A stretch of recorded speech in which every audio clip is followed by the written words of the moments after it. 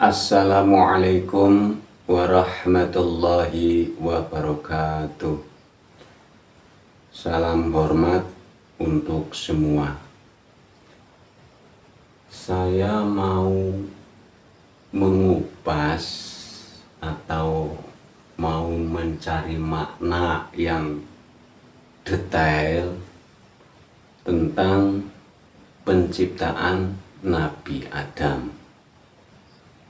Kalau kita bicara tentang Nabi Adam, jangan langsung kepada sosok. Karena tulisan itu Nabi Adam berarti itu kalimat, kata. Susunan dari huruf, jangan langsung sosok. Kalau kita menyebutkan sebuah nama, jangan langsung sosok, karena nanti sosok itu banyak. Nama apa saja itu enggak cuma satu, pasti lebih dari satu. Sistem analoginya, maksudnya sistem analoginya itu lebih dari satu, atau sistem filosofinya. Lah, saya mau membahas tentang apakah Nabi Adam itu manusia pertama? Iya. Tapi kalau orang pertama tidak, ya. Jadi secara sains, secara penelitian dari ayat ini berbunyinya jelas. Wa idza qala rabbuka lil malaikati ja'ilun fil ardi khalifah.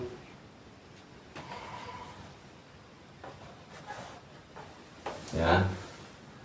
Qalu ataj'alu fiha man yufsidu fiha wa yusfiku dima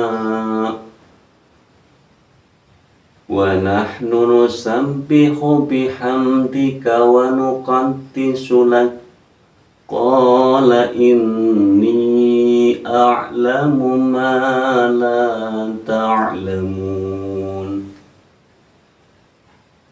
Ini di dalam kandungan ayat ini secara mudahnya, secara gampangnya, Gusti Allah itu berbicara dengan para malaikat. Wahai malaikat, aku hendak menciptakan khalifah di bumi. Lah, malaikat seketika itu menjawab, kenapa engkau membuat orang? Nah, yang mengucapkan orang itu malaikat. Kenapa engkau mau menciptakan orang kalau hanya untuk bertumpah darah atau perang atau gelut atau berkelahi? Ini malaikatnya mengatakan begitu. Dalam versinya Gusti Allah itu menyampaikan, ingat para malaikat, aku hendak menciptakan khalifah untuk mengatur bumi. Khalifah itu berarti wakil, ya, siapa saja. Malaikat menjawab, ngapain menciptakan manusia? Nah, itu kalimatnya. Ngapain menciptakan manusia kalau cuman bertumpah darah? Mending aku, itu kata malaikat, mending aku, saya sudah bertasbih kepadamu, sudah memujimu, ya. Wa nahnu, dan kami sudah bertasbih kepadamu, sudah memujimu dan mensucikanmu. Jadi cara gampangnya, Gusti Allah mau menciptakan orang itu khalifah, wakil di bumi. Malaikat menjawab, nek cara gampangnya ora usah lah, nggak usah, mendingan aku wis tunduk tahluk karo jenengan, ya, wis memuji, wis mensucikan, wis bertasbih. Gusti Allah jawab, sesungguhnya aku ini lebih tahu daripada engkau. Ya, gampangnya begitu. Saya lebih tahu daripada engkau. Apa yang engkau tidak ketahui, aku lebih tahu daripada engkau yang tidak mengetahui. Cara gampangnya begitu. Jadi gampangnya sira ora ngerti, luwih ngerti aku, jare Gusti Allah. Jadi apa perbedaan tentang orang dengan manusia, ya. Jadi Nabi Adam diterangkan di Al-Quran yang lainnya, di ayat yang lainnya itu mengatakan bahwa Nabi Adam itu manusia pertama. Jadi kalau sifatnya manusia itu sudah tidak mengakui dirinya ada. Ya, ciri sifat manusia walaupun masih hidup itu tidak mengakui dirinya ada, tidak mengakui itu punya saya, enggak berani. Itu hak saya, enggak berani. Itu milik saya, enggak berani. Itu yang ngerjain saya, enggak berani. Selalu seorang manusia itu mengatakan itu semua kehendak Gusti, itu semua yang mengerjakan Gusti, kita hanya perantara, kita hanya khalifah, kita hanya wakil, enggak punya kepentingan apa-apa. Jadi seorang manusia itu sudah menyadari bahwa dirinya tidak punya kuasa apa-apa atas alam ini. Itu kalau seorang manusia. Jadi Nabi Adam itu yang disebut manusia sudah membuang rasa kekanak-kanakannya, rasa kehewanannya, jadi sifat. Jadi Nabi Adam itu bisa dibilang lebih dewasa, tidak mementingkan diri sendiri. Itu yang disebut manusia, dia sudah membuang rasa kekanak-kanakannya, ya. Sifat kekanak-kanakannya sudah dibuang, sifat kehewanannya juga sudah dibuang. Nah, itu namanya manusia. Kalau ada yang merasa itu punya saya, itu yang ngerjain saya, itu milik saya, semua ini yang ngatur saya, berarti itu masih sifatnya orang, ya. Sifat orang makanya sama, banyak sekali di Al-Quran selalu hai orang-orang yang beriman, selalu hai orang-orang, selalu banyak banget hai orang, itu banyak sekali. Jadi Gusti Allah selalu menekankan di dalam ayat hai orang-orang, karena orang-orang itu selalu bersifat yang tadi mirip hayawan atau hewan. Sifat kekanak-kanakan itu kan berebut, mintanya punyaku begitu. Jadi kalau dalam bahasa gampangnya, manusia itu sifatnya itu sudah sedikit lebih condong kepada sifat malaikat, ya. Ya, manusia itu lebih condong kepada sifat malaikat, itu pasrah. Tapi kalau orang, sifat orang itu lebih condong kepada syaiton yang punya sifat nafsu. Jadi hawa nafsu di bidang apa yang akan disebut syaitan.